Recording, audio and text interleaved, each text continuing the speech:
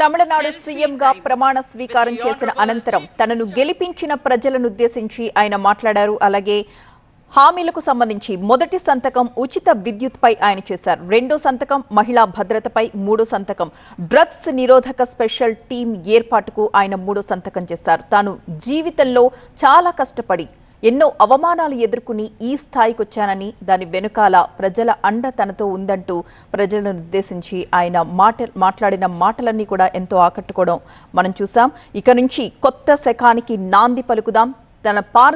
తన ప్రభుత్వం అంతా కూడా, పరిపాలన అంతా కూడా పారదర్శకంగా ఉంటుందని, ఇప్పటికీ రాష్ట్రం తన చేతుల్లోకి వచ్చే సమయానికి 10 లక్షల కోట్ల రూపాయల అప్పుల్లో ఉంది. త్వరలోనే రాష్ట్ర ఆర్థిక పరిస్థితికి సంబంధించి శ్వేతపత్రాన్ని కూడా విడుదల చేస్తామని అంటున్నారు. అలాగే విద్యార్థుల భవిష్యత్తుకు విజయ్ మామ అండగా ఉంటారు అంటూ విద్యార్థులకు భరోసానిస్తూ మాట్లాడారు. అలాగే మహిళల భద్రతపై కూడా స్పెషల్ షీ టీం తరహాలో స్పెషల్ టీంని ఏర్పాటు చేస్తామని తెలిపారు తమిళనాడు సీఎం జోసెఫ్ విజయ్.